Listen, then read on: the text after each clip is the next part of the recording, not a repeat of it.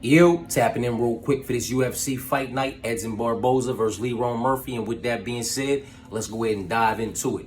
No need to waste time. You already know the first fight of the night, that's women's MMA. That's Emily versus Vanessa. Now, Emily currently sitting as a sizable favorite on the money line, I believe around minus 330. Now, I don't know about you, but me personally, I don't necessarily believe she'll be able to justify that price tag come fight night, as I do believe Vanessa will keep this fight a lot closer than the money line suggests. You understand what I'm saying to you? So for that reason and a few more, I want absolutely nothing to do with this fight. It's a complete pass for me. It's the first fight of the night. It's women's MMA. It's question marks on both sides. It's one big question mark on Emily's side, and that is, will she be able to justify, and does she even deserve being this big of a favorite against anybody inside the UFC octagon? I don't know about you, man, but for me, when it comes to women's MMA, you really have to be like an Amanda Nunes or a Valentina Shevchenko for me to try to justify you being this big of a favorite. And with that being said, you need to be an Amanda Nunes or a Valentina Shevchenko up against a certain level of opposition. Not just anybody, a certain level of opposition for me to go ahead and try to justify you being this big of a favorite. You feel me? If you're looking for a pick, I'll go ahead and side with Emily to get this one done over the course of 15 minutes by a split decision.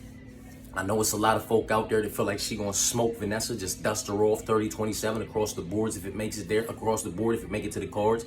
I'm just not one of those individuals. You understand what I'm saying to you? I feel like she's gonna keep the fight a lot closer than that money line suggests. So if I need to give a pick up for this fight, I will go ahead and side with Emily, but by split decision. Moving on. Aliatang Ali versus the boy Clayton Rodriguez. Now, I said if it's any fight on this card that's capable of going to a draw, I feel like it's this one. Now, with that being said, at the very least, I feel like it ends in a split decision. And I'm going to go ahead and side with the dog and Aliatang Ali to get denied from the judges at the end of that 15 minutes. You feel what I'm saying to you? Not to take anything away from either one of these individuals. I feel like they really matched up quite well, honestly. Understand what I'm saying to you? If placed in certain positions, they could kind of stall each other out. And on the feet, I don't see it being, high energy, high paced, or a lot of volume. You understand what I'm saying to you? I don't see anybody getting finished in this fight in any way, shape, form, or fashion. You know what I mean? So for this reason, 10 times out of 10, I see this fight going to the judges. I see it going to the cards, man. You know what I mean? And if it's not a draw, like I'm calling a draw, then split decision, and I'm leaning the dog and Aliatang Ali to go ahead and get the nod from the judges, man. I just think he's going to put out the better body of work over the course of 15 minutes, you know what I mean? And edge this one out, man. You know what I'm saying? Do I think it could end in a unanimous decision? Yeah, but that would be with Aliatang Ali, because I just respect his resume and his body of work and the level of competition that he's been up against more so than Clayton Rodriguez's. But that's just my personal opinion. You understand what I'm saying to you? I'm calling this one a draw or a split decision, and that split decision going in the way of the dog and Aliatang Ali. Excuse me. Moving on. Rodriguez versus Carnelossi.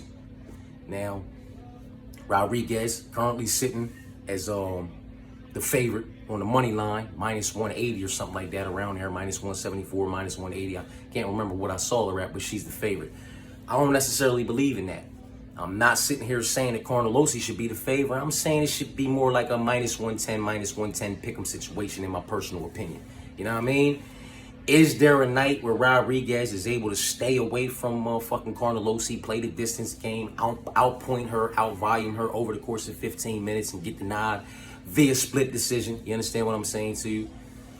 Yeah, you know what I mean? But I'm more so siding with Carnelossi. She's a fucking bulldog, man. She's a bulldog. And to be honest with you, I wish we were getting Carnelossi versus Jessica Andrade, man. Lock those two bulldogs in the fucking cage and see who comes out on top, man.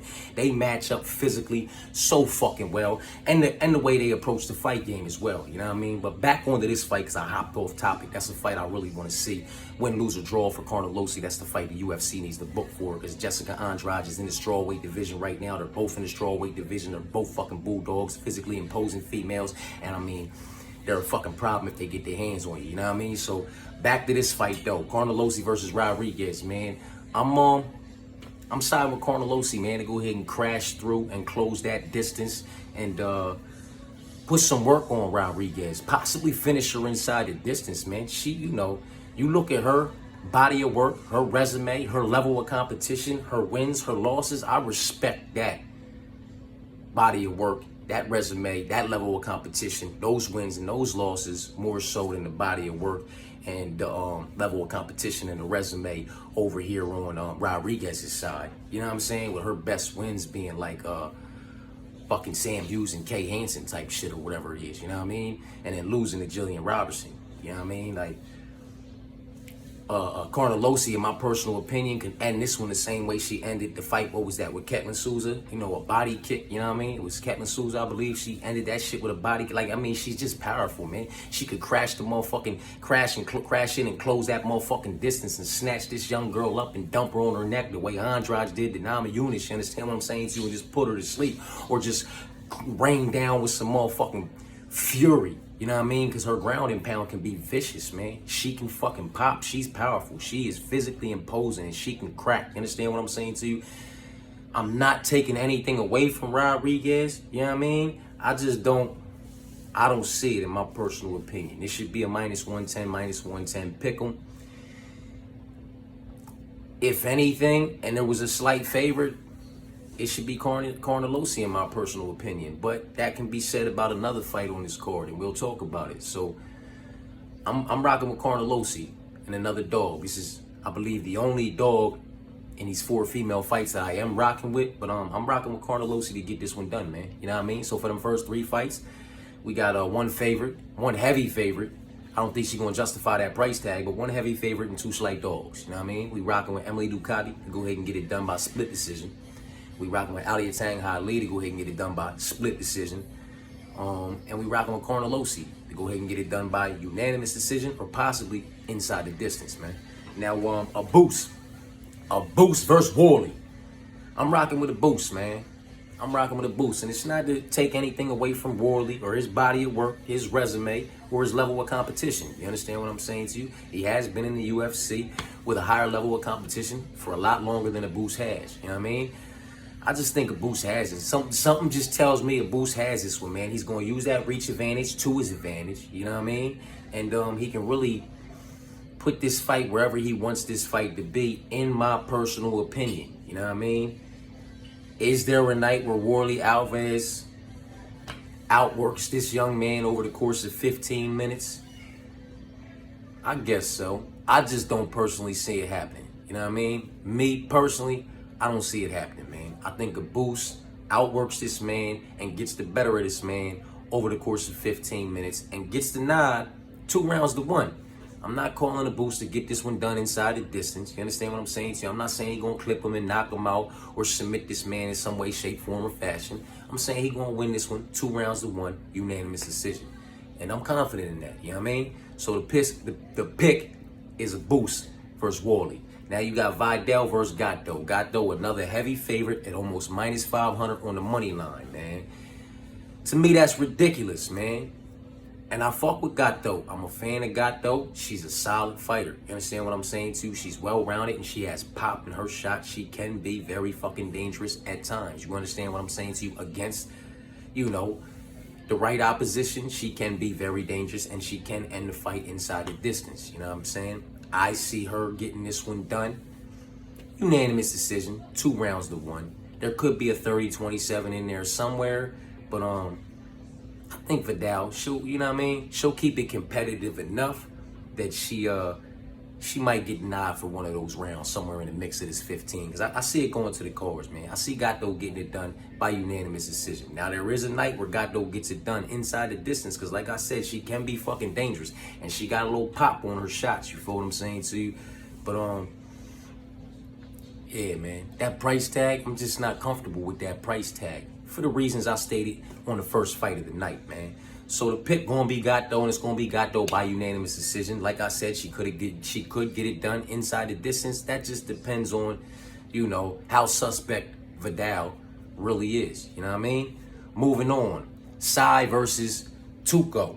Now this is Sai's 3rd opponent. I'm still siding with Sai to get this one done by unanimous decision or inside the distance in some way, shape, form, or fashion, as he can get it done by submission, he can get it done by knockout, or he can get it done by decision. You know what I mean? So, yeah, man, I'm siding with Sai, man.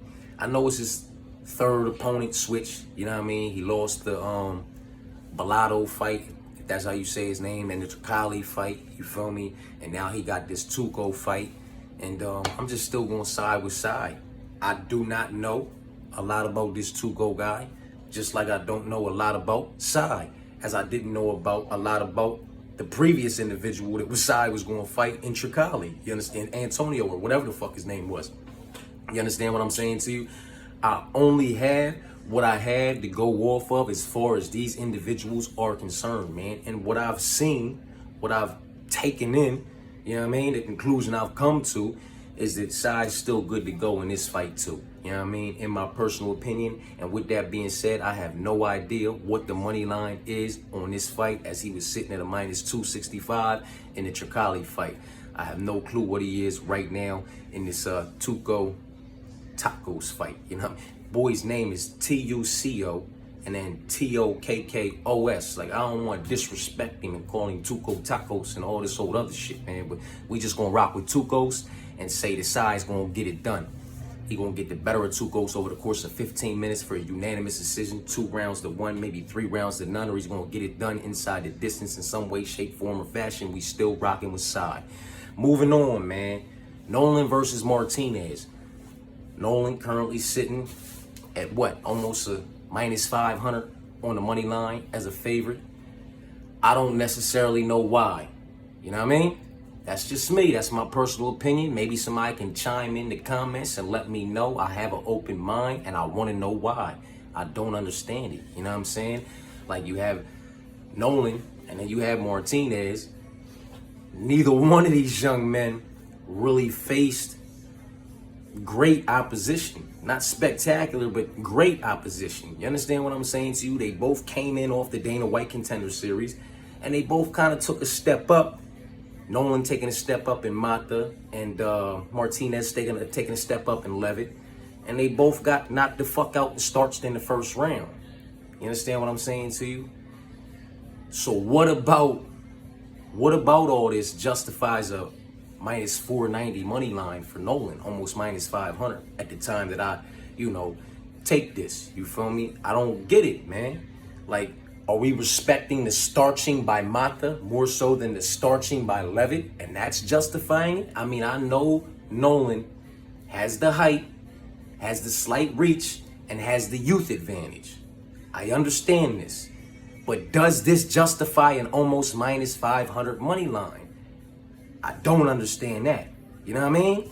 Maybe somebody can help me, man. You feel me? Because if you go and you look, I don't got the one thing in front of me right now, fuck. But if you go and you look, man, and you take a look back at Martinez, who obviously has more than double the fights. I think he's like 13-5 or something like that. I don't have it in front of me right now. And Nolan's 6-1, you know what I mean?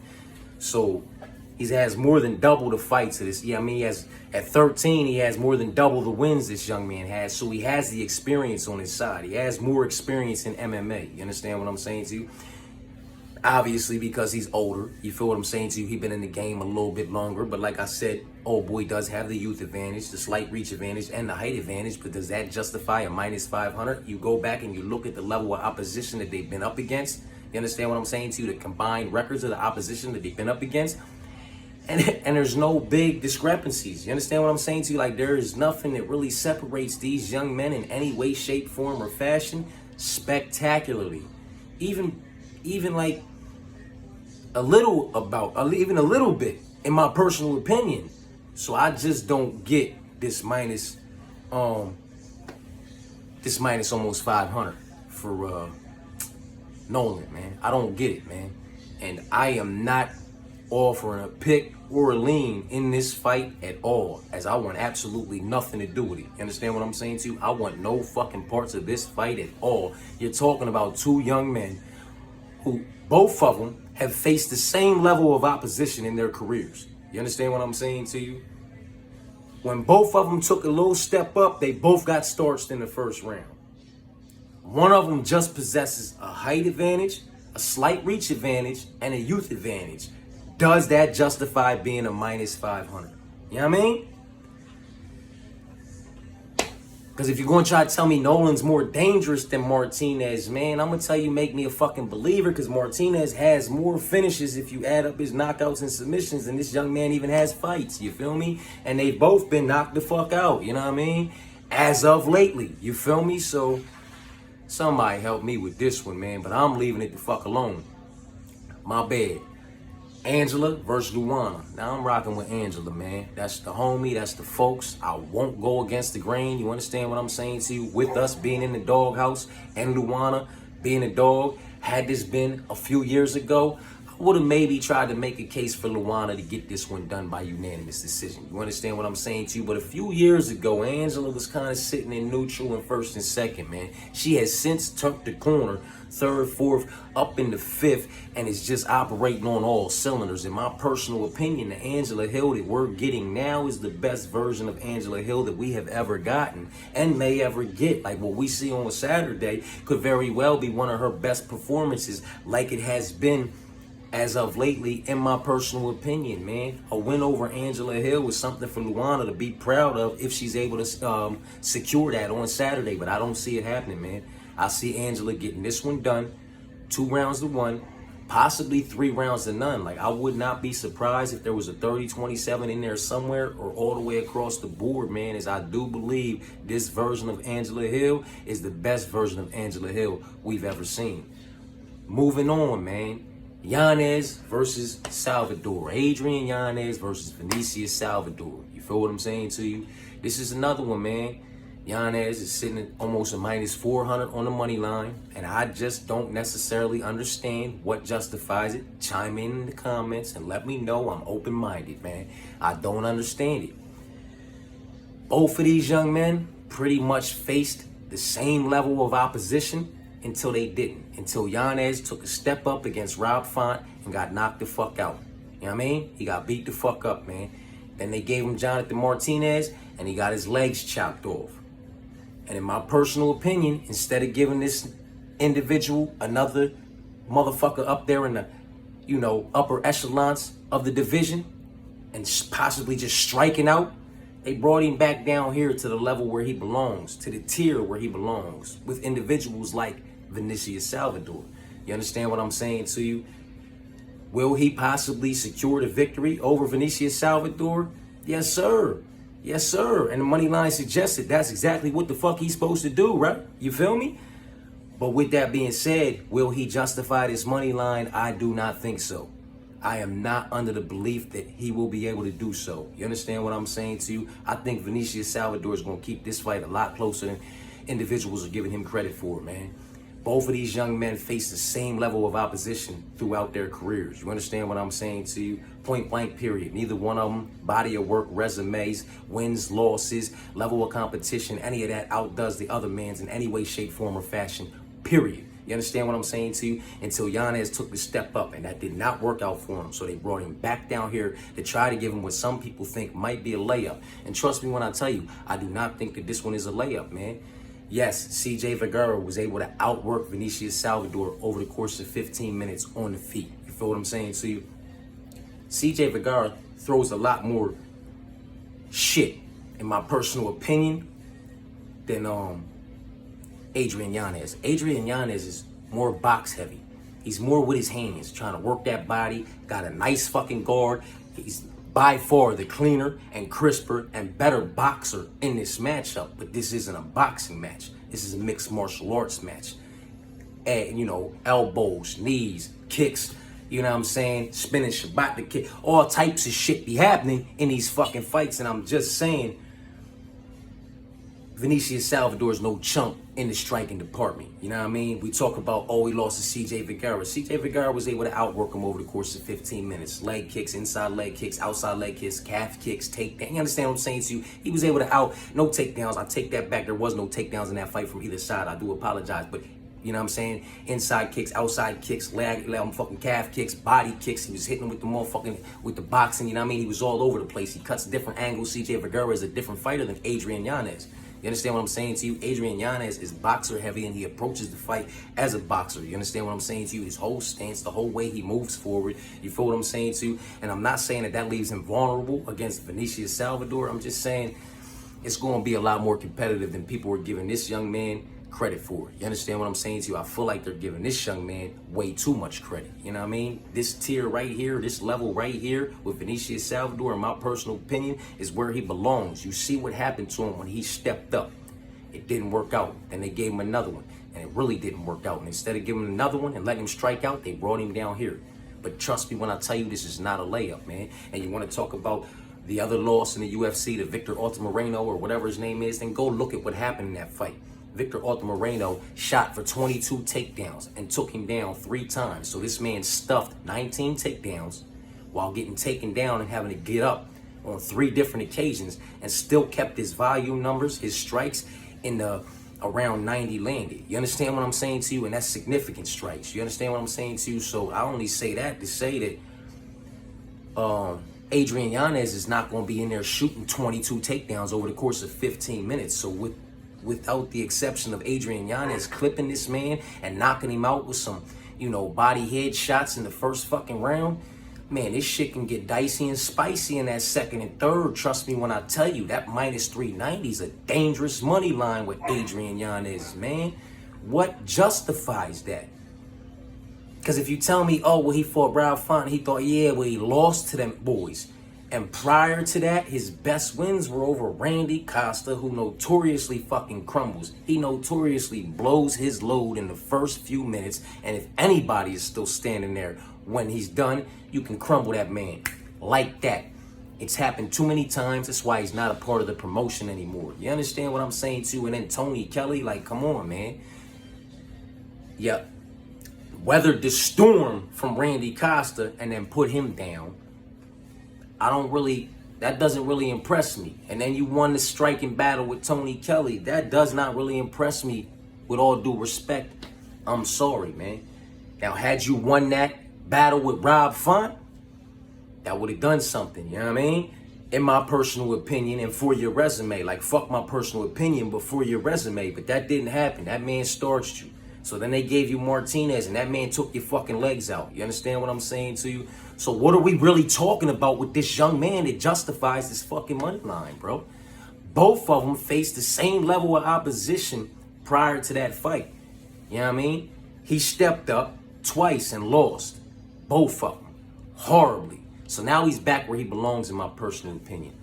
And I know I took too long on this, but this fight's going to be a lot closer than that money line suggests. I would leave this one the fuck alone, for real, man, and just see how Adrian Yanez performs on this tier, back at this level with this young man, who in my personal opinion is not a chump in the striking department, and this is going to be on the fucking feet. So the volume's going to be there on both sides, man. Either one of these young men can get clipped. It's really about who's able to get off and then implement their game from there, man. But, it is what it is, man. Some folks are calling it a layup. I'm just not one of them. Ramiz versus Themba.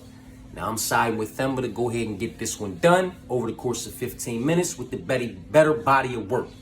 You know what I mean? I just don't really see a night where Ramiz is able to secure takedowns and hold Themba down to secure, top control and, just secure, win minutes over the course of 15 minutes against Themba. Themba's going to be the one winning the minutes on the feet. And I feel like he'll be able to stuff enough of the takedowns that are coming his way. You understand what I'm saying to you? And possibly secure a few of his own.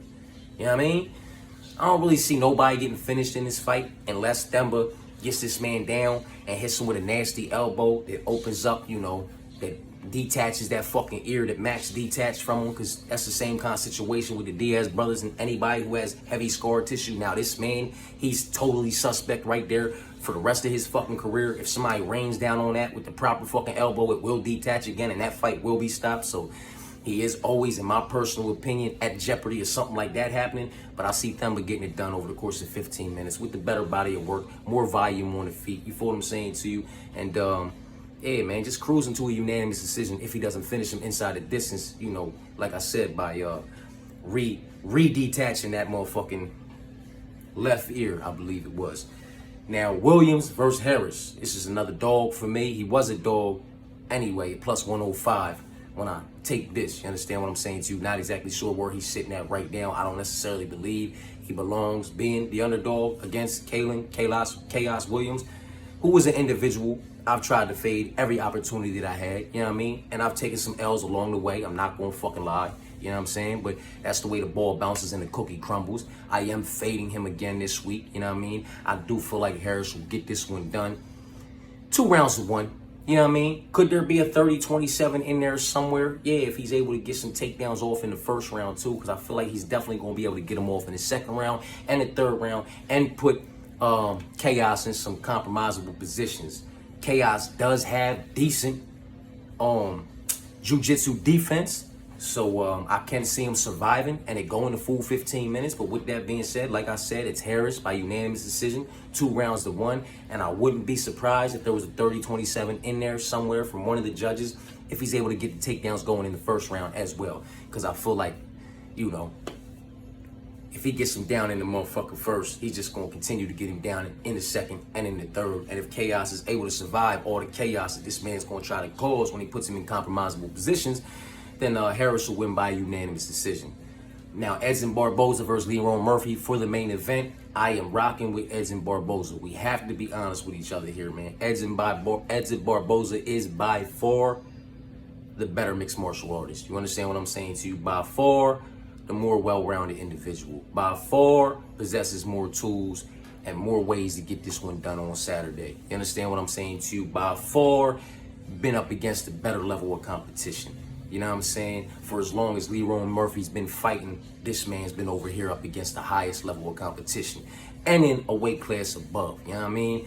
And this is why in the featherweight division, it's just harder to get Edson Barboza to the ground. He wasn't easy to get to the ground in the lightweight division, although when you could get him to the ground there, I did not like the way he would accept the position on his back, you know what I mean, for a moment or two, longer than I would like him to before he started trying to work his way to the cage and back to the feet, you feel what I'm saying to you? But down here in the featherweight division, it's just not that, it's not as easy to get this young man to the ground. You understand what I'm saying to you? It's not that fucking easy. And if you have to stand on the feet with Edson Barboza over the course of 25 minutes, man, you could be in for a long fucking night or a very fucking quick night. You understand what I'm saying to you? Lerone Murphy is powerful. He is powerful. He's a strong individual. You understand what I'm saying to you? I do not believe he will be able to get I don't believe he's strong enough to get his wrestling going enough, to implement it enough to secure a unanimous decision or even a split decision over Edson Barboza in this main event. You understand what I'm saying to you? Any takedown attempts coming in, I feel like Edson Barboza is going to be able to stuff him. You know what I mean? If he wants to land 1 or 2 of his own, you feel me? He could possibly do that, but that's just not really his game. You understand what I'm saying to you? This man is dangerous on the feet. He possesses one of the absolute best highlight reels the UFC has to offer. You understand what I'm saying to you? It's the same as when I was talking about Jose Aldo, man. You know what I mean? The kicks, they are to be respected and they're to be feared. Coming from Edson Barboza, those leg kicks, those body kicks, those head kicks, and he attacked them elbows. Like, this man is fucking dangerous. Where Lerone Murphy got some pop in his shots and he's strong. Not strong enough to be able to implement his wrestling on Edson Barboza over the course of 25 minutes, in my personal opinion. You know what I mean? He could get off a couple. It could be 3 rounds to 2, but I'm really calling this thing 4 rounds to 1. You know what I mean? For Edson Barboza. Same way I said in that fight with Aldo versus Martinez, man. I called it 2 rounds to 1 or 3 rounds to none, man. You know what I mean? That was the return of the motherfucking King of Rio, man. And when you have individuals like Edson Barboza and Jose Aldo and you match them up with other individuals that like to strike, for 1, and for 2, are sitting right here with them, you know what I mean? They're like eye to eye with them. There's no significant height difference. There's no significant reach difference. There's no significant youth difference. There's no significant grappling advantage. You know what I'm saying? Like, come the fuck on. I'm rocking with these individuals all day, every day, even on a Sunday if I gotta rub something in my fucking chest, man, because I'm okay with that. You know what I mean? Like, I'm rocking with them, man. Murphy's got a puncher's chance, man, and I don't think Barboza's going to allow him to get anything off. So I think Barboza possesses the reach. He possesses the reach advantage in this fight, man. You know what I'm saying?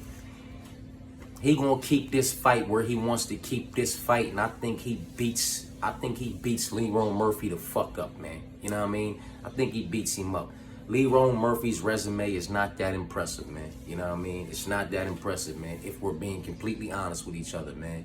You know what I'm saying? And the way Makwan Mariquani got his ass down in that first round, he about damn near 10-8'd him. You know what I'm saying? And he was going for the takedown when he got kneed in his fucking mouth. You feel me? Imagine had he got him down again, the fight would have been like Chael Sonnen versus Anderson Silva first fight. He just would have kept getting him the fuck down, getting him the fuck down, getting him the fuck down. Like as much as Lerone Murphy, we like to say he got a little bit of wrestling in his back pocket that he could use, and he's strong, man. He's also kind of suspect on the wrestling defense and easy to get taken down, man. So imagine, you know, when he comes in there against somebody who wants to implement that and has that game to implement, man. This isn't an individual in Lerone Murphy who's undefeated right now, who's going to go on to be undefeated and be a champion. Let's keep it funky with each other. He's losing this fight on Saturday night, in my personal opinion, man. 3 rounds to 2, 4 rounds to 1, possibly inside the distance, because Barboza can get that done, man. You know what I mean? But yeah, that's it, man. I appreciate y'all for tapping in. I'll be back in with the quick stats, the quick picks, and all that good shit is already out. You know what I mean? So hop on these money lines. I'm gonna drop parlays tomorrow. You feel what I'm saying to you? So anybody who fucking with these parlay videos, fuck with all of them. You understand what I'm saying to you? Because I'm dropping my original picks tomorrow. The parlays I got for the prelims that are already in, the main card joints and the whole card joints. You understand what I'm saying to you? The haymakers and all that good shit. You feel me? But if you want to know about any motherfucking modifications that may happen, or when I drop the prop video or anything like that, man, just hit that notification button, man, so you don't miss out on motherfucking something and then try coming at my motherfucking neck. You know what I mean? With that being said, I appreciate y'all for tapping in, man. Stay tapped in. Enjoy everything, man. You know what I mean?